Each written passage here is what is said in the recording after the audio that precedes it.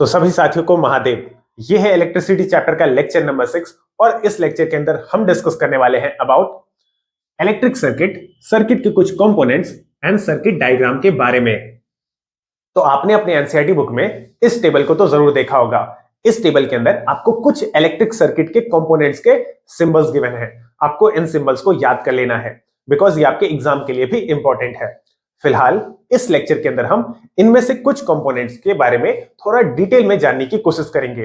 तो हो सकता है कि इनमें से कुछ पॉइंट्स आप पहले से भी जानते होंगे और कुछ पॉइंट्स आपको नए भी जानने को मिलेंगे। तो स्टार्ट करते हैं पहले कंपोनेंट को समझने से। तो पहला कंपोनेंट है हमारे सामने सेल। सेल का सिंबल तो आप सभी बचपन से ही जानते हो। इस सिंबल के अंदर एक बिगर लाइन होता है जो कि सेल के पॉजिटिव टर्मिनल को रिप्रेजेंट करता है और जो शॉर्टर लाइन होता है वो सेल के नेगेटिव टर्मिनल को रिप्रेजेंट करता है। याद रखिए, हम जिस सेल का यूज करते हैं सर्किट के मेकिंग में, उससे हम करंट को ड्रॉ करते हैं, वो करंट देता है हमें। तो इस तरह के सेल में पॉजिटिव टर्मिनल को कहा जाता है कैथोड और नेगेटिव टर्मिनल को कहा जाता है एनोड। ठीक है, positive terminal is cathode, negative terminal is anode. तो ये नाम भी आप याद रखोगे। जब आप क्लास 12 की इलेक्ट्रोकेमिस्ट्री की पढ़ाई करोगे तो वहां आप एक और टाइप का सेल भी समझोगे जहां पर पॉजिटिव टर्मिनल एनोड कहलाएगा और नेगेटिव टर्मिनल कैथोड कहलाएगा। उस टाइप के सेल को कहते हैं इलेक्ट्रोलिटिक सेल। तो ये आप क्लास 12 के इलेक्ट्रोकेमिस्ट्री में ज्यादा बेटर तरीके से जान पाओगे। फिलहाल के लिए आप ये बातें याद रखोगे। नेक्स्ट पॉइंट, अगर हमें सेल को डिफाइन करना हो, सेल या फिर बैटरी को डिफाइन करना हो, तो हम ऐसे डिफाइन कर सकते हैं कि it is a electrical device. ये एक इलेक्ट्रिकल डिवाइस होता है जो कि कन्वर्ट करता है, किसे कन्वर्ट करता है? केमिकल एनर्जी को कन्वर्ट करता है इलेक्ट्रिकल एनर्जी के अंदर। तो सेल के अंदर कई टाइप्स के केमिकल्स होते हैं। उन केमिकल्स के कारण सेल के अंदर रेडॉक्स रिएक्शंस हो रहे होते हैं और इन रेडॉक्स रिएक्शन से जनरेट होता है इलेक्ट्रिकल एनर्जी। तो ये होता है सेल का मेन फंक्शन कि वो कन्वर्ट करता है केमिकल एनर्जी को इनटू इलेक्ट्रिकल एनर्जी। और फिर हम इस इलेक्ट्रिकल एनर्जी का कई जगहों पर यूज करते हैं, bike, car, watch, smartphone, computers etcetera etcetera. तो ये हो गया डेफिनेशन ऑफ सेल या फिर बैटरी। अच्छा, ये जो सेल मैंने आपको समझाया जहां पर पॉजिटिव टर्मिनल कैथोड है, नेगेटिव टर्मिनल एनोड है, या फिर जिसे हम यूजुअली अपने सर्किट के मेकिंग में यूज करते हैं, इस टाइप के सेल को कहा जाता है गैल्वेनिक सेल या फिर वोल्टेइक सेल। तो सेल भी दो टाइप्स के होते हैं, गैल्वेनिक सेल या जिसे वोल्टेइक सेल भी कहा जाता है, और एक दूसरा टाइप होता है सेल का जिसे इलेक्ट्रोलाइटिक सेल कहा जाता है। ठीक है, okay. Next point, it provides direct current. Current तो आप जानते हो कि दो टाइप्स के होते हैं, DC current and AC current. तो ये जो हमारा सेल या फिर बैटरी होता है, ये डीसी करंट का सोर्स होता है, याद रखिएगा, ये एसी करंट हमें नहीं देता है। Next point, primary cell and secondary cell, ये क्या होता है इसे भी समझते हैं। तो ऐसे सेल या फिर ऐसे बैटरीज जिन्हें चार्ज नहीं किया जा सकता वो कहलाते हैं प्राइमरी सेल या फिर प्राइमरी बैटरी, और ऐसे सेल या फिर ऐसे बैटरीज जिसे दोबारा से चार्ज किया जा सकता है, दे आर रिचार्जेबल, वो कहलाते हैं सेकेंडरी सेल या फिर सेकेंडरी बैटरी। तो इसे मैं आपको एक्सप्लेन करता हूं और बेटर तरीके से। आपने इस तरह के सेल्स कभी ना कभी देखे होंगे रिमोट्स के अंदर या फिर टॉयज के अंदर, या फिर इस तरह का सेल आपने देखा होगा। तो ये कहलाता है प्राइमरी सेल। इसे आप केवल एक ही बार यूज कर सकते हो, इसे यूज करने के बाद दोबारा से चार्ज नहीं किया जा सकता, इसे आपको फेंकना होगा। ठीक, तो ये कहलाते हैं प्राइमरी सेल क्योंकि इसे चार्ज नहीं किया जा सकता। They are made for single use. जबकि अगर आपने कभी इस तरह का सेल देखा होगा, these are lithium ion cells, या फिर हमारे मोबाइल फोन के अंदर जो बैटरी या सेल प्रेजेंट होता है, इसे हम दोबारा से चार्ज करके दोबारा यूज कर सकते हैं, मल्टीपल टाइम्स यूज कर सकते हैं। They are called secondary cell या फिर सेकेंडरी बैटरीज। ठीक है, तो ये डिफरेंस भी आप याद रखोगे। तो ये सारी बातें हो गई अबाउट सेल। अब हम समझते हैं कि बैटरी क्या होता है। तो बहुत ही सिंपल सी बात है कि दो या दो से ज्यादा सेल्स के कॉम्बिनेशन को अगर उन्हें हम कनेक्ट कर देते हैं तो इसी कॉम्बिनेशन को कहा जाता है बैटरी। सिंप्लिसिटी के लिए सपोज कि ये मैंने दो सेल्स ले लिए, अब अगर मैं इन दो सेल्स को कंबाइन कर दिया, अगर इस तरह से मैंने इन दोनों सेल्स को जोड़ दिया, तो इस कॉम्बिनेशन को ही बैटरी का नाम दिया जाता है। तो वेरी सिंपल है। बैटरी आप पहले से भी समझते होंगे कि सेल्स को जोड़ देना है, दो या दो से ज्यादा सेल्स को आप जोड़ दो तो उस कॉम्बिनेशन को ही बैटरी कहा जाता है। शायद आपके लिए न्यू इंफॉर्मेशन ये है कि हम सेल्स को भी दो तरीकों से जोड़ सकते हैं, या तो सीरीज वे में या फिर पैरेलल वे में। अब दोनों ही कॉम्बिनेशंस के अपने अपने फायदे होते हैं। सीरीज कॉम्बिनेशन ऑफ सेल्स और पैरेलल कॉम्बिनेशन ऑफ सेल्स के बारे में ज्यादा डिटेल आप क्लास 12th की फिजिक्स में पढ़ोगे। फिलहाल मैं आपको जो आपके जानने लायक बातें हैं वो बता देता हूं। तो जब भी हम सेल्स का सीरीज कॉम्बिनेशन करते हैं तो सीरीज कॉम्बिनेशन का फायदा ये होता है कि यहां पर हमें टोटल वोल्टेज का इंक्रीज मिलता है। अगर आपको सर्किट के अंदर वोल्टेज का इंक्रीज चाहिए तो आप सेल्स को सीरीज वे में कंबाइन करो। ये है सेल्स का सीरीज कॉम्बिनेशन। पैरेलल कॉम्बिनेशन का क्या फायदा है? पैरेलल कॉम्बिनेशन की हेल्प से हम सर्किट के अंदर करंट की वैल्यू को बढ़ा सकते हैं। तो अगर आपको सर्किट के अंदर करंट की वैल्यू को बढ़ाना है तो आप सेल्स को पैरेलल तरीके से जोड़ोगे। ठीक। अच्छा, सीरीज कॉम्बिनेशन कैसे किया जाता है? अगर हम किसी सेल के पॉजिटिव टर्मिनल को दूसरे सेल के नेगेटिव टर्मिनल से जोड़ दें, सेल के पॉजिटिव टर्मिनल को दूसरे सेल के नेगेटिव टर्मिनल से जोड़ दें, तो ऐसा करने पर लास्ट में हमारे पास दो टर्मिनल्स बचेंगे। इन दो टर्मिनल्स को हम अपने सर्किट में कनेक्शन के लिए यूज कर सकते हैं और ये जो कॉम्बिनेशन निकल कर आया इस कॉम्बिनेशन को सीरीज कॉम्बिनेशन कहा जाएगा। एक सेल को दूसरे सेल के नेगेटिव टर्मिनल से पॉजिटिव नेगेटिव इस तरह से करते हुए लास्ट में आपके पास दो टर्मिनल्स बचेंगे। इन दो टर्मिनल्स को आप यूज कर लो सर्किट के अंदर। This is series combination. Series combination से हम वोल्टेज को इंक्रीज करवा सकते हैं, नेट वोल्टेज इंक्रीज होता है। जबकि पैरेलल कॉम्बिनेशन करने के लिए आपको सभी सेल्स के पॉजिटिव टर्मिनल को एक साथ जोड़ना होगा। तो ये मैंने पॉजिटिव टर्मिनल्स को एक साथ जोड़ दिया और सभी सेल्स के नेगेटिव टर्मिनल को एक साथ जोड़ना होगा। ऐसा करने पर भी लास्ट में आपके पास दो टर्मिनल्स बचेंगे, पॉजिटिव और एक दूसरा नेगेटिव टर्मिनल। इसे आप सर्किट में कनेक्शन के लिए यूज कर सकते हो। तो इस तरह के कॉम्बिनेशन का फायदा होता है कि यहां पर हमें टोटल करंट में इंक्रीज देखने को मिलता है। आई का मतलब है करंट, करंट में इंक्रीज देखने को मिलता है। तो ये सारी बातें हो गई अबाउट सेल एंड बैटरी। अच्छा, सेल एंड बैटरी के लिए ज्यादातर पॉइंट सेम ही रहेगा। बैटरी के लिए भी आप कह सकते हो primary battery, secondary battery. Battery के लिए भी आप इसी सेम डेफिनेशन का यूज कर सकते हो। बैटरी में भी पॉजिटिव एंड नेगेटिव टर्मिनल्स और पॉजिटिव टर्मिनल यानी कि कैथोड, नेगेटिव टर्मिनल यानी कि एनोड। तो ये सारी बातें ऑलमोस्ट सिमिलर ही होती है। अच्छा, बैटरी का सिंबल भी आप ध्यान रखोगे। तो ये था एक सेल। अगर इस तरह के आप कई सेल्स को एक साथ ड्रॉ कर दो तो वो कहलाएगा बैटरी। तो ये हो गया पहला सेल, ये हो गया दूसरा सेल, ये हो गया तीसरा सेल। तो यहां पर इस सिंबल के अंदर मैंने 3 सेल्स का यूज किया है। ये है बैटरी का सिंबल। सारी बातें क्लियर है। अब हम नेक्स्ट स्लाइड के अंदर डिस्कस करते हैं एमीटर एंड वोल्टमीटर के बारे में। तो वोल्टमीटर का सिंबल बहुत ही सिंपल सा होता है। इस सिंबल को ड्रॉ करने के लिए हम एक सर्कल के अंदर कैपिटल वी लेटर को लिखते हैं, जो कि ऑब्वियसली वोल्टमीटर को ही रिप्रेजेंट करता है।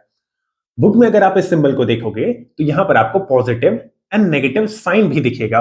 वैसे ये साइन लगाना जरूरी तो नहीं है, बट एनसीईआरटी बुक में है तो आप इस तरीके से भी सिंबल को यूज कर सकते हो। वोल्टमीटर का क्या काम होता है? तो voltmeter is used to measure voltage. अगर आपको सर्किट के अंदर वोल्टेज की वैल्यू पता करनी है तो आपको सर्किट में कनेक्ट करना होगा वोल्टमीटर।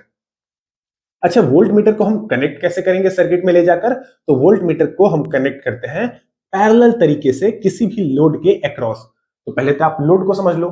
तो सर्किट के अंदर कोई भी कंपोनेंट जो कि इलेक्ट्रिकल एनर्जी को कंज्यूम करे, फिर चाहे वो बल्ब हो, फैन हो, किसी तरह का रेजिस्टर हो, जो भी एनर्जी को कंज्यूम कर रहा होगा वो कहलाएगा एक लोड। तो जिस किसी भी लोड के अक्रॉस आपको वोल्टेज मेजर करना है वहां पर आप वोल्टमीटर को ले जाकर पैरेलल तरीके से कनेक्ट कर दोगे। अब ये पैरेलल कनेक्शन कैसा होगा देखने में, किस तरीके से हम कनेक्ट करते हैं पैरेलल वे में, ये सारी बातें हम इलेक्ट्रिक सर्किट के डायग्राम में समझ पाएंगे। ओके, अगला पॉइंट आप ये याद रखो कि voltmeter has high resistance. Voltmeter का रेजिस्टेंस ज्यादा होता है, इट हैज हाई रेजिस्टेंस। अब हम डिस्कस करते हैं एमीटर को।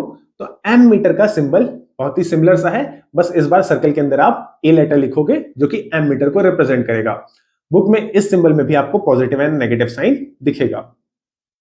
एमीटर का क्या काम होता है? तो एमीटर को हम कनेक्ट करते हैं ताकि हम सर्किट के अंदर करंट की वैल्यू को फाइंड कर सके। तो एमीटर का काम है सर्किट में करंट के वैल्यू को मेजर करना। इसका कनेक्शन हम किस तरीके से करेंगे? तो एमीटर को हम कनेक्ट करते हैं सीरीज वे में। वोल्टमीटर को हमने कनेक्ट किया पैरेलल तरीके से और एमीटर को हम कनेक्ट करते हैं सीरीज वे में किसी भी सर्किट के अंदर। अब ये पैरेलल कनेक्शन या सीरीज कनेक्शन हम ज्यादा बेटर तरीके से सर्किट डायग्राम में समझ पाएंगे। अच्छा, ये याद रखिए कि एमीटर का रेजिस्टेंस लो होता है। वोल्टमीटर में हमने जाना कि वोल्टमीटर का रेजिस्टेंस हाई होता है और एमीटर का रेजिस्टेंस लो होता है। तो इन डिफरेंसेस को भी आप ध्यान में रखोगे। ओके, इसके अलावा अगर आपने अपने स्कूल के फिजिक्स लैब के अंदर वोल्ट मीटर और एम मीटर को देखा होगा तो आप ये बात जानते होंगे कि वोल्ट मीटर या फिर एम मीटर में जो जीरो मार्क होता है वो हमेशा लेफ्ट साइड में बना होता है, और जब तक हम वोल्ट मीटर या एम मीटर को ले जाकर किसी सर्किट में कनेक्ट नहीं कर देते हैं तो इनका ये जो पॉइंटर होता है ये भी हमेशा जीरो मार्क पे ही रुका रहता है। एम मीटर या वोल्ट मीटर के अंदर ये जो पॉइंटर होता है जिसकी हेल्प से हम रीडिंग लेते हैं, ये पॉइंटर हमेशा जीरो मार्क पे ही रुका रहेगा जब तक आप इन्हें ले जाकर किसी सर्किट में कनेक्ट नहीं करोगे। तो ये बातें भी आप ध्यान में रखो। इसके अलावा जो सबसे इंपॉर्टेंट बात है, वोल्ट मीटर या एम मीटर में यूजुअली जो ब्लैक पिन होता है वो रिप्रेजेंट करता है इनके नेगेटिव टर्मिनल को, और जो रेड पिन होता है वो रिप्रेजेंट करता है इनके पॉजिटिव टर्मिनल को। Black pin negative, red pin positive terminal. तो बात आपको यह ध्यान में रखनी है कि जब भी आप वोल्ट मीटर और एम मीटर को किसी सर्किट में कनेक्ट करते हो, किसी बैटरी से कनेक्ट करते हो, तो negative terminal of the volt meter या एम मीटर को बैटरी के नेगेटिव टर्मिनल से ही कनेक्ट करना है, और इनके पॉजिटिव टर्मिनल को बैटरी के पॉजिटिव टर्मिनल से ही कनेक्ट करना है।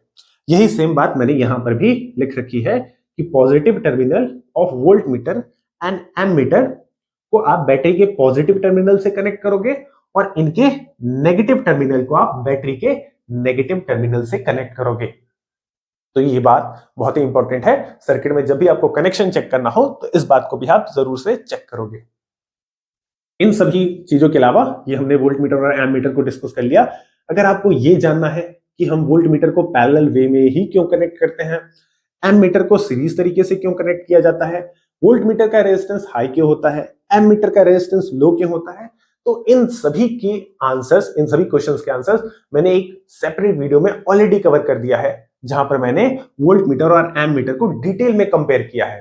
तो अगर आप इन क्वेश्चंस के आंसर फाइंड करना चाहते हो तो आप उस वीडियो को देख सकते हो, मैं उसका लिंक इसके डिस्क्रिप्शन में दे दूंगा। ठीक है, तो अब हम डिस्कस करते हैं अबाउट गैल्वेनोमीटर।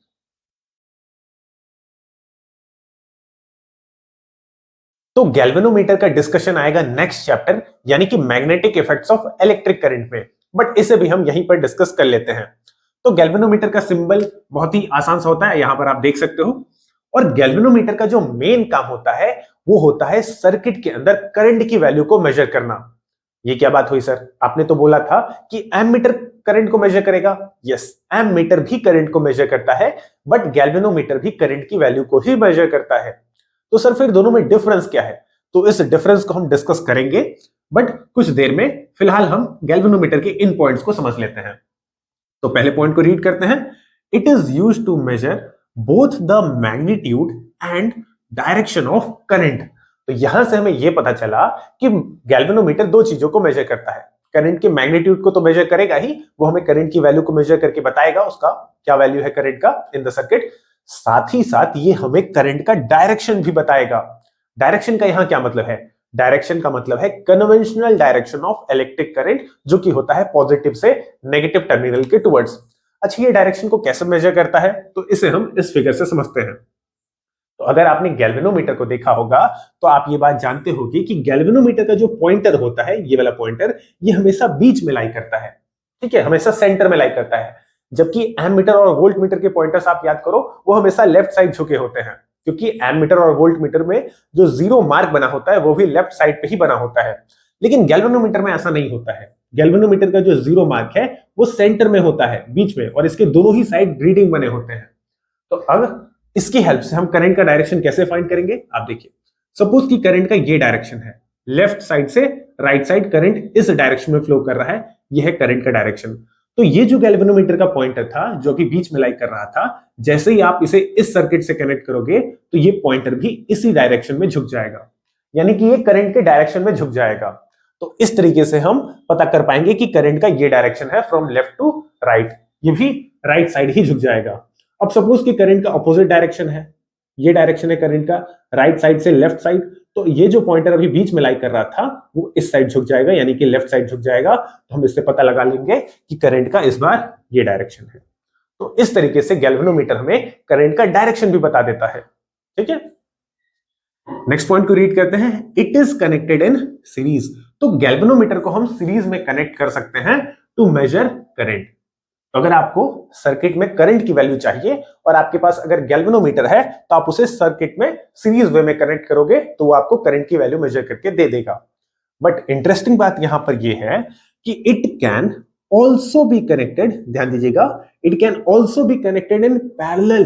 गैल्वेनोमीटर को हम पैरेलल वे में भी कनेक्ट कर सकते हैं। जब आपने सीरीज वे में कनेक्ट किया तो आपको करंट की वैल्यू मेजर करके देगा, बट अगर आप चाहो तो उसे पैरेलल तरीके से भी कनेक्ट कर सकते हो। लेकिन हाँ, एक कंडीशन है, कंडीशन ये है कि आप उसे डायरेक्टली कनेक्ट नहीं कर सकते पैरेलल वे में। आपको गैल्वेनोमीटर के अंदर कुछ मॉडिफिकेशंस करने होंगे, कुछ चेंजेस करने होंगे, ठीक है। तो अगर आप इन चेंजेस को कर देते हो गैल्वेनोमीटर के अंदर तो अब आप गैल्वेनोमीटर को पैरेलल तरीके से भी कनेक्ट कर सकते हो। और जब आप गैल्वेनोमीटर को पैरेलल वे में कनेक्ट करोगे सर्किट के अंदर तो ये आपको वोल्टेज की वैल्यू बताने लगेगा। तो ये काफी इंटरेस्टिंग सा डिवाइस है जिसे सीरीज और पैरेलल में अगर हम चाहें तो कुछ मॉडिफिकेशंस करके उसे पैरेलल तरीके से भी कनेक्ट किया जा सकता है। याद रखिएगा, जब सीरीज वे में कनेक्ट होता है गैल्वेनोमीटर तो ये हमें करंट की वैल्यू देता है, और जब हम इसे पैरेलल वे में कनेक्ट करेंगे तो ये हमें वोल्टेज की वैल्यू देगा। नेक्स्ट पॉइंट इसी से मिलता जुलता है, galvanometer can be converted into both voltmeter and ammeter. तो गैल्वेनोमीटर को हम चाहें तो उसे कन्वर्ट कर सकते हैं वोल्टमीटर में भी, और अगर हम चाहें तो उसे कन्वर्ट किया जा सकता है एमीटर के अंदर भी। अब ये कनेक्शंस या फिर ये जो कन्वर्जन्स हैं ये किस तरह से होते हैं इसके बारे में ज्यादा डिटेल आपको क्लास 12 के फिजिक्स में मिलेगा, जहां पर आप गैल्वेनोमीटर को और डिटेल में पढ़ोगे। यहां पर मैं आपको वो बातें बता दूंगा जो आपके काम लायक हैं। तो वोल्टमीटर में जब हम गैल्वेनोमीटर को कन्वर्ट करते हैं तो यहां पर हमें एक रेजिस्टर जोड़ना होता है सीरीज में। ठीक इसी तरीके से जब हम गैल्वेनोमीटर को एमीटर में कन्वर्ट करते हैं तो दोबारा से हम गैल्वेनोमीटर के अंदर एक रेजिस्टर को ज्वाइन करते हैं, बट इस बार पैरेलल वे में। और ये जो रेजिस्टर जिसे हमने पैरेलल तरीके से गैल्वेनोमीटर के अंदर ज्वाइन किया इसे ही कहा जाता है शंट रेजिस्टर। तो ये सारी बातें आप क्लास 12 की फिजिक्स में जानोगे। अब हम डिफरेंस देख लेते हैं बिटवीन एमीटर एंड गैल्वेनोमीटर कि आखिर ये दोनों डिफरेंट किस वे में है। तो यहां पर आप ये समझो कि गैल्वेनोमीटर का मेन काम होता है करंट को डिटेक्ट करना, और ये स्मॉल वैल्यूज ऑफ करंट को डिटेक्ट या फिर मेजर करता है। स्मॉल वैल्यू होने का क्या मतलब है, लाइक माइक्रो एम्पियर ऑर्डर के करंट या फिर जो छोटे वैल्यूज के करंट होंगे उससे ये डिटेक्ट और मेजर करता है।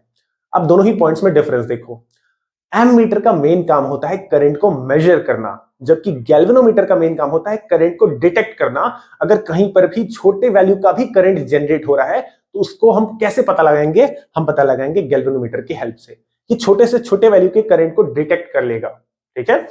और अगर आपको करंट को मेजर करना है तो फिर आपको यूज करना चाहिए एमीटर, बिकॉज एमीटर डिजाइंड ही होता है बड़े वैल्यूज ऑफ करंट को मेजर करने के लिए। वो एक प्रिसाइज इंस्ट्रूमेंट प्योरली डिजाइंड है टू मेजर द करंट, जबकि गैल्वेनोमीटर को डिजाइन किया जाता है करंट को डिटेक्ट करने के लिए, कि कहीं पर भी अगर छोटे वैल्यू का करंट है तो वो हमें इसकी हेल्प से पता चल जाएगा।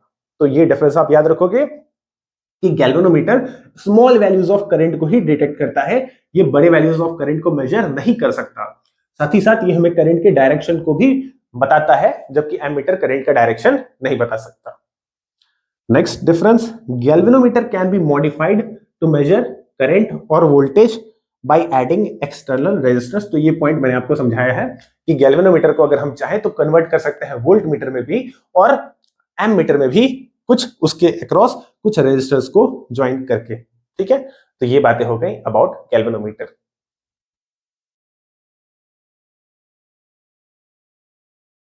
तो हमारा अगला सर्किट कंपोनेंट है फ्यूज।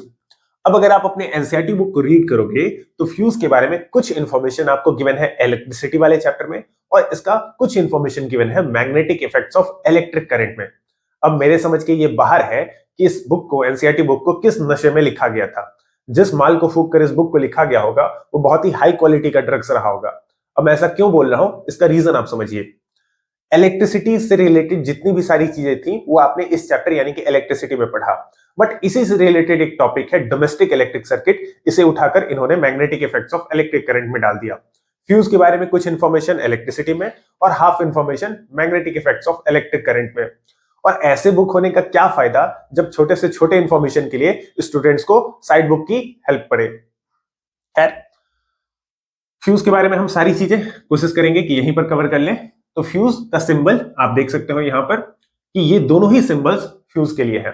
अब इसमें कंफ्यूज नहीं होना है कि सर एक कंपोनेंट के दो सिंबल्स क्यों हैं। ऐसा आपको कई कंपोनेंट्स के साथ दिखेगा कि उनके मल्टीपल सिंबल्स हैं। अब ऐसा इसलिए होता है क्योंकि फ्यूज या फिर किसी भी कंपोनेंट का ये जो सिंबल डिसाइड करना होता है, ये दुनिया के अंदर दो मेजर एजेंसीज करते हैं, एक यूरोपियन एजेंसी और एक अमेरिकन एजेंसी। इसलिए आपको किसी एक कंपोनेंट के मल्टीपल सिंबल्स दिख सकते हैं। तो फ्यूज के लिए इन दोनों सिंबल्स का यूज किया जाता है। अच्छा, फ्यूज तो आप जानते होंगे कि फ्यूज एक सेफ्टी डिवाइस होता है, ठीक है, बिकॉज ये हमारे सर्किट को या फिर हमारे डिवाइस को प्रोटेक्ट करने का काम करता है फ्रॉम एनी डैमेज। डैमेज का क्या मतलब है सर? डैमेज का मतलब है यहां पर दो तरह के damages mainly, short circuiting and overloading. Short circuiting and overloading के बारे में आप magnetic effects of electric current में जानोगे। जैसा कि मैंने कहा, कुछ इंफॉर्मेशन यहां पर, कुछ इंफॉर्मेशन अगले चैप्टर में।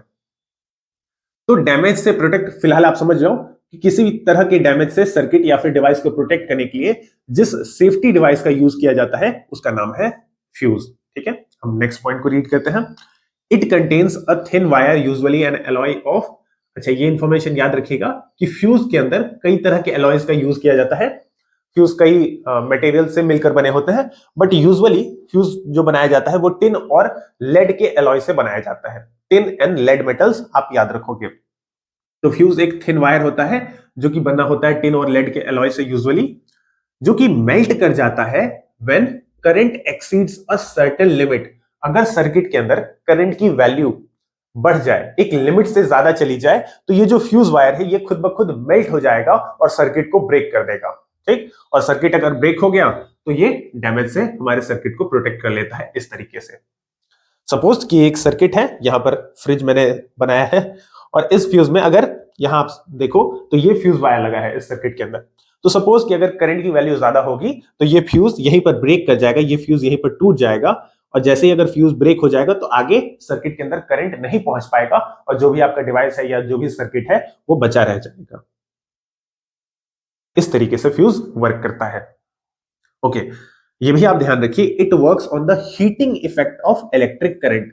Heating effect of electric current इसी चैप्टर में आप आगे पढ़ोगे कि इलेक्ट्रिक करंट के कारण हीट भी जनरेट होता है। ठीक, इलेक्ट्रिक करंट के मेनली तीन इफेक्ट्स होते हैं, heating effect of electric current, magnetic effect of electric current and chemical effect of electric current. तो इन तीनों चीजों के बारे में आप साइंस में पढ़ते हो। हीटिंग इफेक्ट को हम इस चैप्टर में लेटर ऑन पढ़ने ही वाले हैं। याद रखिएगा, फ्यूज हीटिंग इफेक्ट पर वर्क करता है। फ्यूज का रेजिस्टेंस हाई होता है, हाई रेजिस्टेंस के कारण हीट भी ज्यादा जनरेट होगा। ये सारी बातें आपको चैप्टर में आगे क्लियर होती जाएंगी कि अगर रेजिस्टेंस हाई होगा किसी भी कंपोनेंट का, किसी भी रेजिस्टर का, तो वहां पर हीट भी ज्यादा जनरेट होता है। तो इसलिए हम फ्यूज का रेजिस्टेंस हाई रखते हैं, और हाई रेजिस्टेंस होने के कारण इसमें हीट ज्यादा जनरेट होगा, और जैसे ही हीट जनरेट होता है तो फ्यूज वायर जो है वो मेल्ट कर जाता है, ब्रेक कर जाता है और हमारे सर्किट या फिर डिवाइस को प्रोटेक्ट कर लेता है। तो इस तरीके से फ्यूज वर्क करता है। ये पॉइंट रेड करते हैं। It is connected in series. याद रखिएगा, फ्यूज को हम सीरीज में कनेक्ट करते हैं। फ्यूज कंपोनेंट्स के साथ ही कनेक्ट होता है, ये सीरीज में कनेक्ट होता है विथ द लोड। लोड का मतलब मैंने आपको समझाया था कि कोई भी ऐसा डिवाइस कंपोनेंट जो कि एनर्जी को कंज्यूम करे वो लोड कहलाता है। फैन, टीवी, एसी, कूलर, सभी के सभी लोड ही कहलाएंगे। ये बहुत ही काम लायक इंफॉर्मेशन है, याद रखोगे आप कि फ्यूज को हमेशा हम अपने सर्किट के अंदर लाइव वायर में कनेक्ट करते हैं। यूजुअली हमारे घरों में जो भी सर्किट है उसमें तो हमेशा ये लाइव वायर में ही कनेक्ट किया जाना चाहिए। ठीक, इसे कभी भी न्यूट्रल वायर में कनेक्ट नहीं करेंगे। लाइव वायर उस वायर को कहते हैं जिससे करंट हमारे घरों तक पहुंचता है, और न्यूट्रल वायर उस वायर को कहते हैं जिससे करंट हमारे घरों से वापस लौटकर चला जाता है। तो इसे मैं यहां पर इस फिगर से एक्सप्लेन करता हूं। सपोज कि हमने फ्यूज को न्यूट्रल वायर में कनेक्ट कर दिया, जैसा कि इस डायग्राम में शोन है, यह है फ्यूज वायर रेड कलर में। अब क्या होगा कि अगर करंट का वैल्यू बढ़ा तो फ्यूज वायर तो मेल्ट कर जाएगा। ठीक, ये फ्यूज वायर यहां पर ब्रेक हो गया, लेकिन अगर आप नोटिस करो तो लाइव वायर से करंट अभी भी आपके कंपोनेंट तक, अभी भी आपकी डिवाइस तक पहुंच रहा है। और सपोज कि कोई फॉल्ट अगर हुआ डिवाइस में और अगर आपने टच कर दिया फ्रिज, रेफ्रिजरेटर को, तो हो सकता है आपको इलेक्ट्रिक शॉक भी लग जाए। तो इसलिए हम हमेशा फ्यूज को न्यूट्रल वायर में न लगाकर, ये गलत है, हम फ्यूज को हमेशा कनेक्ट करते हैं with the live wire. Fuse को लाइव वायर में कनेक्ट किया जाना चाहिए, ताकि अगर कभी करंट की वैल्यू एक्सीड करे तो फ्यूज यहीं पर ब्रेक कर जाएगा और डिवाइस तक कोई भी करंट नहीं पहुंचेगा। न्यूट्रल वायर में कनेक्ट से ये होगा कि लाइव वायर से करंट अभी भी कंपोनेंट तक पहुंचेगा और शायद वो आपको शॉक या फिर अदर डैमेजेस पहुंचा सकता है। Next point, a pure copper wire cannot be used as a fuse because it has high melting point। अब हम फ्यूज के लिए, आपने अभी ऊपर पढ़ा कि फ्यूज के लिए हम एक स्पेशल टाइप के एलॉय का यूज करते हैं जो कि यूजुअली बना होता है टिन और लेड का। फ्यूज के लिए हम नॉर्मल जो कॉपर वायर होता है उसका यूज नहीं करते हैं बिकॉज कॉपर मेटल का जो मेल्टिंग पॉइंट है वो हाई होता है।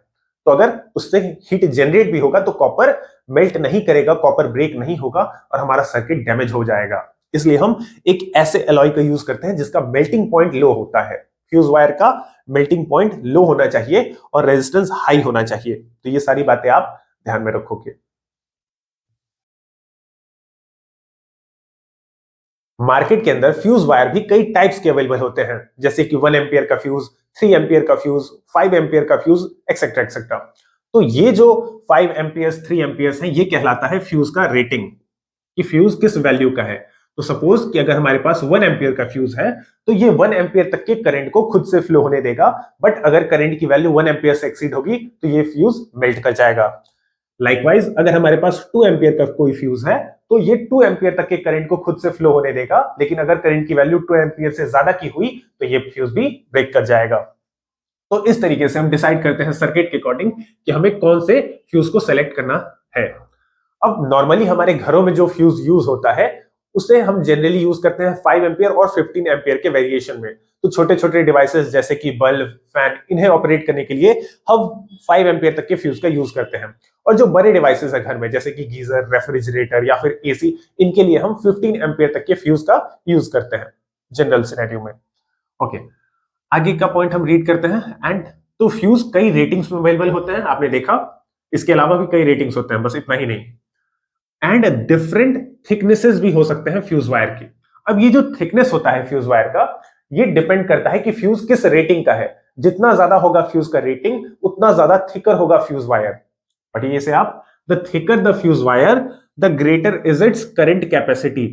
इसका ये मतलब है कि 2 एम्पियर का जो फ्यूज होगा वो 1 एम्पियर के फ्यूज से ज्यादा थिकर होगा, ज्यादा मोटा होगा। लाइकवाइज जो 5 एम्पियर का फ्यूज होगा वो 2 एम्पियर वाले फ्यूज से ज्यादा मोटा होगा। जितना ज्यादा थिकर होगा फ्यूज वायर वो उतनी ज्यादा करंट को खुद से फ्लो करने देगा।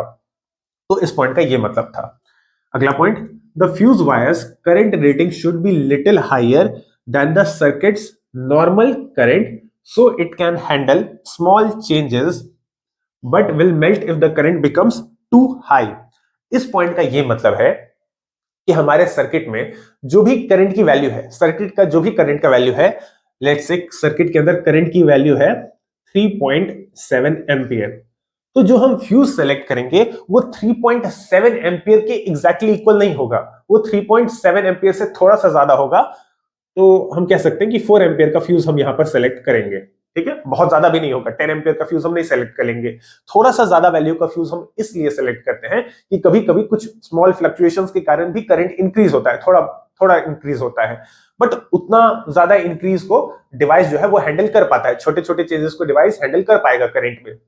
तो अगर हमने एग्जैक्टली 3 एम्पियर के फ्यूज को लगा दिया तब तो ये बार बार मेल्ट ही करता रहेगा और हम बार बार फ्यूज को रिप्लेस न करें, इस वजह से हम स्लाइटली ग्रेटर वैल्यू का फ्यूज यूज करते हैं। इसे मैं इस न्यूमेरिकल से भी आपको एक्सप्लेन करता हूं।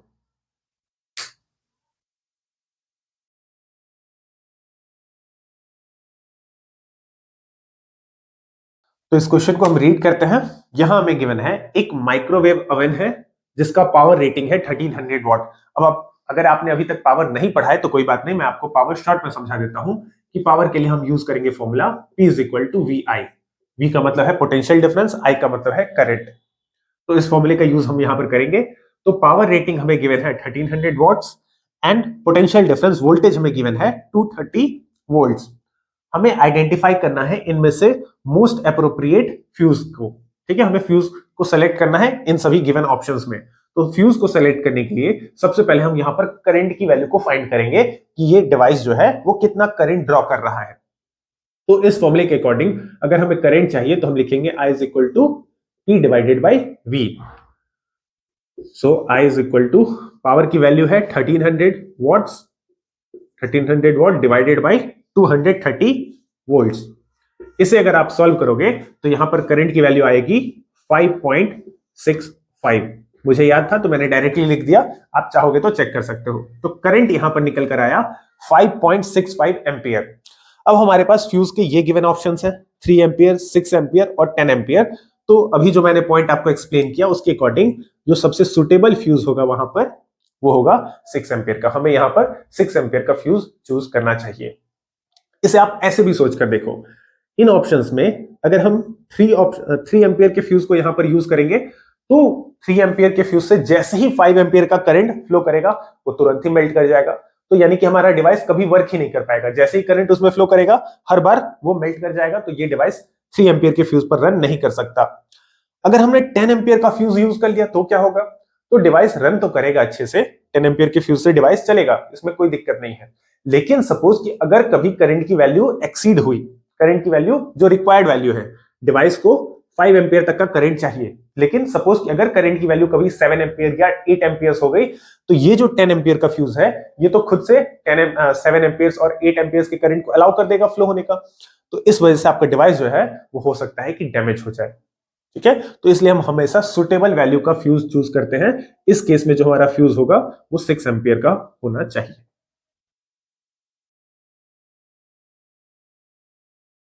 अब हम समझते हैं कि अर्थिंग क्या होता है। तो अर्थिंग बेसिकली एक प्रोसेस है जिसमें हम किसी भी इलेक्ट्रिक अप्लायंस यानी कि जैसे कि रेफ्रिजरेटर, गीजर एक्सेट्रा, किसी भी इलेक्ट्रिक अप्लायंस के मेटालिक पार्ट को हम ले जाकर कनेक्ट करते हैं अर्थ से। तो ये जो प्रोसेस कहलाता है ये प्रोसेस है earthing using a low resistive wire. तो बहुत ही सिंपल सा मतलब है कि किसी भी अप्लायंस के मेटालिक पार्ट को अगर हमने कनेक्ट कर दिया है अर्थ से यूजिंग अ वायर तो ये प्रोसेस कहलाएगा अर्थिंग। अब अर्थिंग का मेन पर्पस आप जानो कि earthing is a safety major. ये हमें इलेक्ट्रिक शॉक से बचाने का काम करता है, तो ये एक सेफ्टी मेजर है, इस बात को आप ध्यान में रखोगे। साथ ही साथ आप अर्थिंग का सिंबल भी याद रखोगे, तो बहुत ही सिंपल सा सिंबल है, ये है अर्थिंग का सिंबल, इसे भी आप ध्यान में रखोगे। अब ये अर्थिंग वर्क कैसे करता है और किस तरह से ये हमें इलेक्ट्रिक शॉक से बचाता है, इसे हम इस फिगर की हेल्प से समझने की कोशिश करते हैं। तो ये आपके सामने है फ्रिज, मान लो कि ये एक फ्रिज है और फ्रिज का जो वॉल होता है वो मेटल का बना होता है, ऐसा आप जानते हो। तो ये मेटालिक वॉल है फ्रिज के और ये रहा live wire and neutral wire. Live wire से करंट फ्रिज तक जाएगा और न्यूट्रल वायर से करंट लौट जाएगा। अब आप ऐसा मानो कि ड्यू टू सम एरर, किसी भी कारणवश ऐसा हो कि लाइव या फिर न्यूट्रल वायर का इंसुलेशन ब्रेक हो जाए, उसके ऊपर की जो प्लास्टिक की कवरिंग होती है अगर वो टूट जाए तो फ्रिज का मेटालिक बॉडी अब लाइव वायर के डायरेक्ट कांटेक्ट में आ जाएगा या न्यूट्रल वायर के कांटेक्ट में आ जाएगा।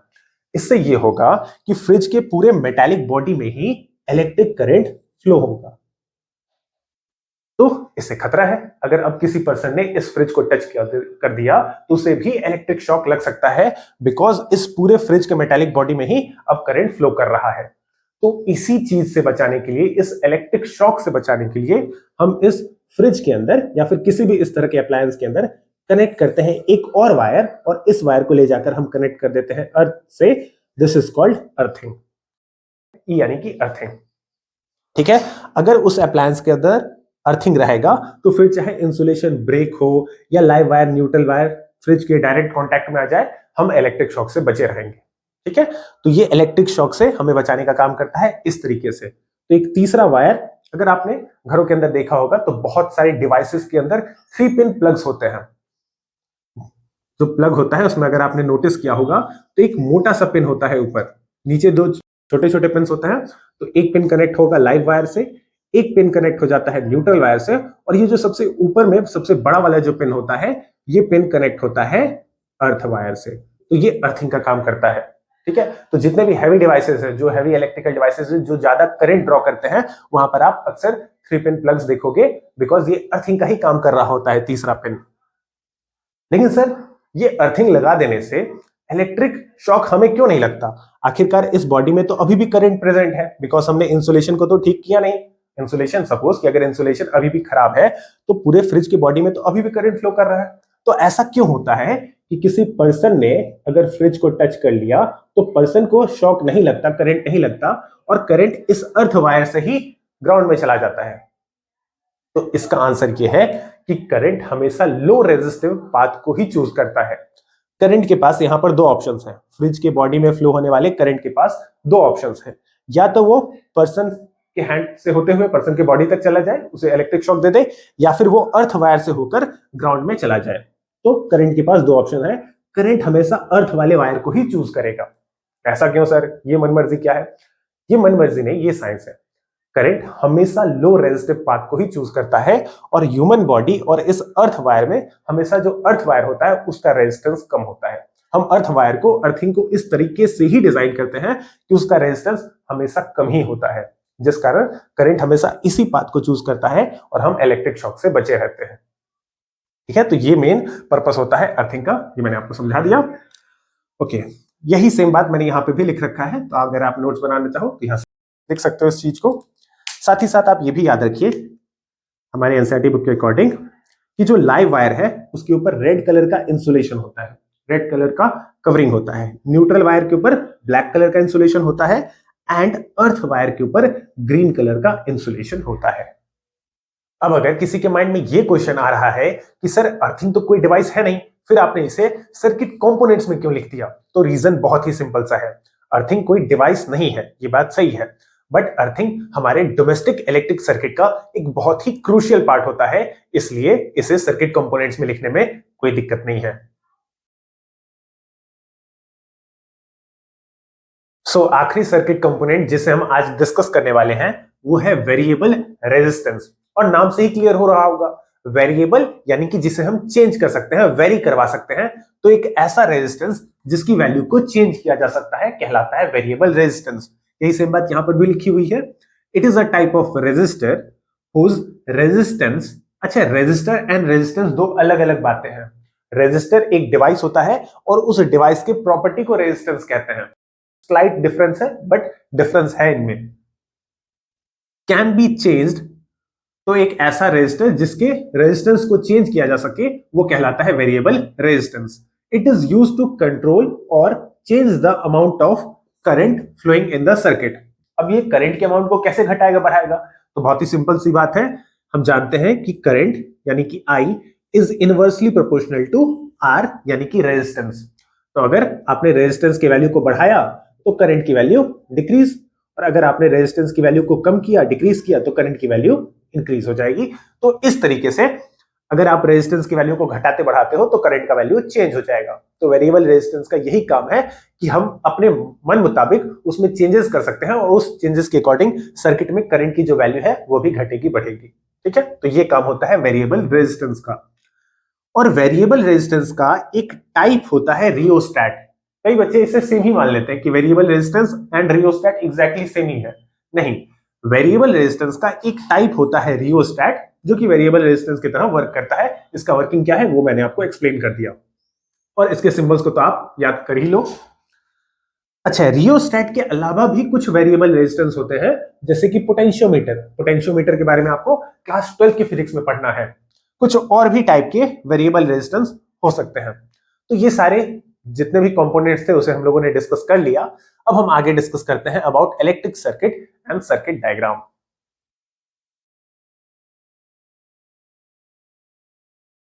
ये है आपके सामने एक सिंपल इलेक्ट्रिक सर्किट का डायग्राम। चलिए हम इसकी हेल्प से इलेक्ट्रिक सर्किट को समझते हैं। अगर आप इस डायग्राम में नोटिस करो तो यहां पर मैंने कनेक्ट किया है एक बैटरी जो कि हमारे सर्किट को करंट प्रोवाइड करेगा। बैटरी के बाद इस सर्किट में मैंने लगाया है एक एमीटर जो कि हमें सर्किट में करंट की वैल्यू को मेजर करके बताएगा। एमीटर के बाद मैंने इस सर्किट में कनेक्ट किया है एक रेजिस्टर। अब सर्किट में जरूरी नहीं होता कि हर बार आप एक एक्चुअल रेजिस्टर को ही लगाओ। अगर सर्किट में आपने किसी भी लोड को कनेक्ट किया है, whether it is a bulb और अ फैन, तो वो भी सर्किट में एज अ रेजिस्टर ही वर्क करते हैं। ठीक है, और इस रेजिस्टर के अक्रॉस मैंने पैरेलल वे में कनेक्ट किया है वोल्टमीटर को। तो ये है पैरेलल कनेक्शन का मतलब, रेजिस्टर एंड वोल्टमीटर यहां पर पैरेलल तरीके से कनेक्टेड है। This is parallel connection. जबकि एमीटर को हम सर्किट के अंदर सीरीज वे में कनेक्ट करते हैं। तो इसे आप चाहो तो यहां पर कनेक्ट करो, या फिर इसे आप चाहो तो यहां पर से उठाकर इसे आप यहां पर भी लगा सकते हो, इसे आप यहां पर भी लगा सकते हो। ये हमें सर्किट में करंट की वैल्यू को मेजर करके दे देगा। सिंपल इलेक्ट्रिक सर्किट में आप एमीटर को कहीं पर भी प्लेस करो, ये हमें पूरे सर्किट में करंट की वैल्यू को मेजर करके देगा। बट जो वोल्ट मीटर होता है ये हमें केवल इन दो पॉइंट्स के बीच के वोल्टेज को ही मेजर करके देगा। इन दो पॉइंट्स के बीच के वोल्टेज को ही बताएगा। ये हमें पूरे सर्किट के वोल्टेज को मेजर करके नहीं बताता। तो ये बात भी आप ध्यान में रखोगे कि वोल्ट मीटर केवल उस पॉइंट के वोल्टेज को मेजर करेगा जिस पॉइंट पर आपने वोल्ट मीटर को लगाया है। लोड के अक्रॉस के वोल्टेज को ही मेजर करता है, जबकि एमीटर इस तरह के सिंपल इलेक्ट्रिक सर्किट्स में पूरे सर्किट के करंट की वैल्यू को मेजर कर लेगा। नेक्स्ट, इस सर्किट में मैंने कनेक्ट किया है एक रियोस्टैट। रियोस्टैट का फंक्शन आप जानते हो कि ये एक वेरिएबल रेजिस्टर होता है, तो इसकी मदद से हम सर्किट में चाहे तो रेजिस्टेंस की वैल्यू को बढ़ा और घटा सकते हैं।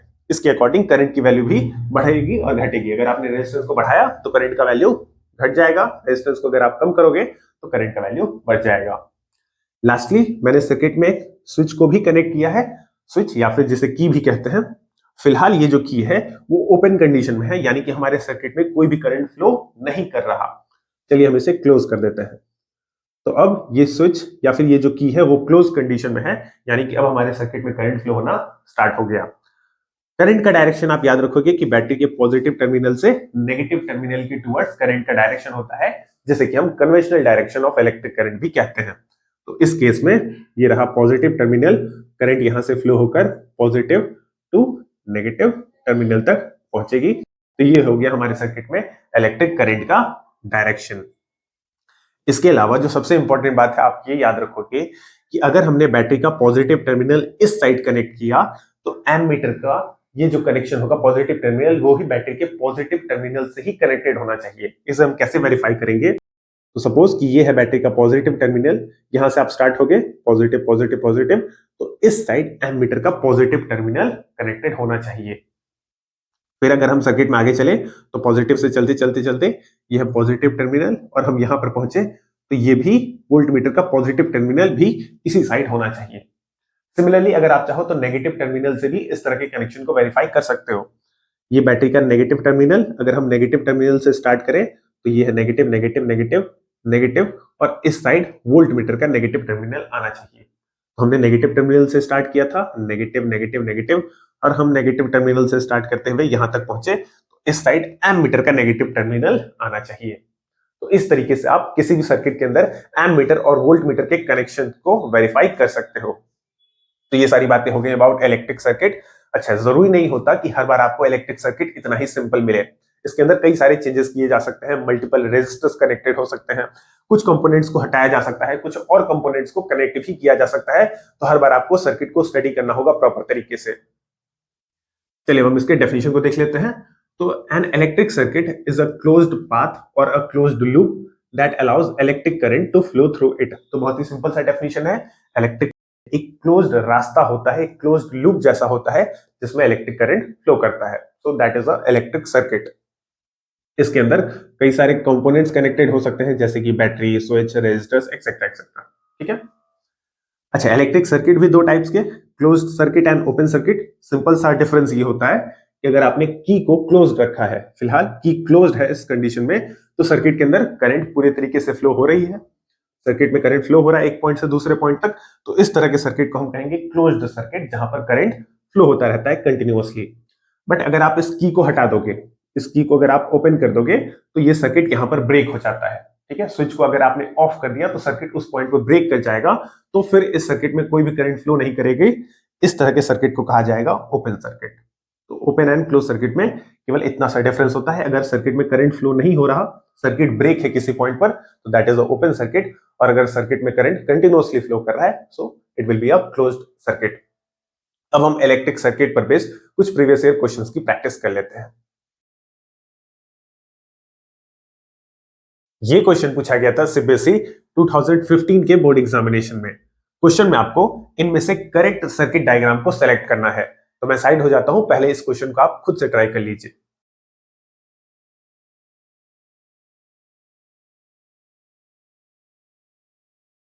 तो हम एक एक करके सभी डायग्राम्स को चेक करते हैं, और जहां पर गलती होगी वो मैं आपको एक्सप्लेन कर दूंगा।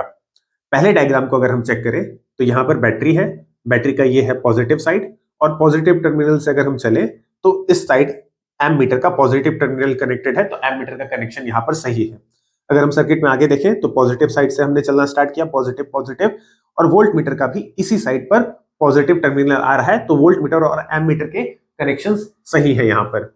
रेजिस्टर के पैरेलल में वोल्ट मीटर को कनेक्ट किया गया है, तो ये पॉइंट भी सही है, और सर्किट में करंट का डायरेक्शन भी सही है, और सर्किट क्लोज्ड है, स्विच भी यहाँ पर क्लोज्ड है, तो ये एक करेक्ट सर्किट है। इस डायग्राम में कोई भी दिक्कत नहीं है।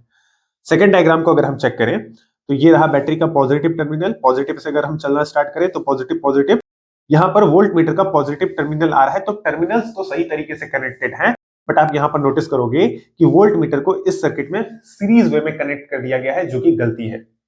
वोल्ट मीटर को हम हमेशा पैरेलल वे में कनेक्ट करते हैं, यहाँ पर वोल्ट मीटर सीरीज वे में कनेक्टेड है, तो ये गलती है यहाँ पर। साथ ही साथ यहाँ पर एम मीटर को भी पैरेलल वे में कनेक्ट किया गया है, तो ये भी गलती है, क्योंकि एम मीटर को हमेशा सीरीज में कनेक्ट किया जाना चाहिए, तो this circuit is wrong. Third circuit को अगर हम चेक करें तो ये रहा बैटरी का पॉजिटिव टर्मिनल। पॉजिटिव से अगर हम चलना स्टार्ट करें, पॉजिटिव पॉजिटिव पॉजिटिव, तो ये वोल्ट मीटर का पॉजिटिव इसी साइड आ रहा है, बैटरी के पॉजिटिव टर्मिनल से कनेक्टेड है, तो कनेक्शन तो सही है वोल्ट मीटर का।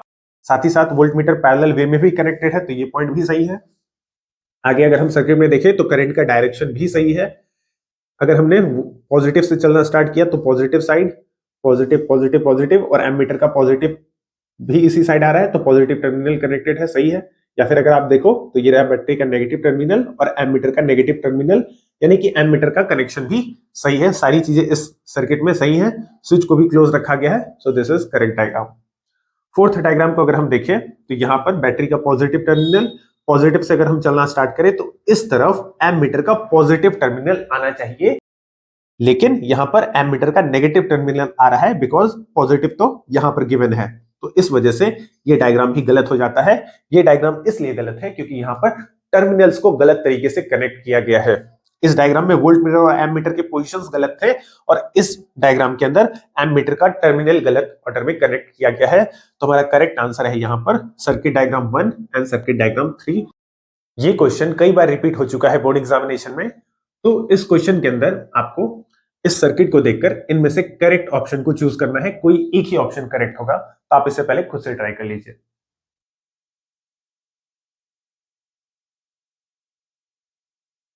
अगर हम इस सर्किट को स्टडी करें तो इस सर्किट में आप देख सकते हो कि वोल्ट मीटर के अक्रॉस ये जो स्विच लगा है, ये स्विच फिलहाल ओपन कंडीशन में है, और ओपन कंडीशन में अगर स्विच होता है या फिर की होता है तो वहां पर करंट का फ्लो नहीं होता, यानी कि वोल्ट मीटर तक कोई भी करंट नहीं पहुंच रहा, यानी कि वोल्ट मीटर में हमें कोई भी रीडिंग नहीं मिलेगा।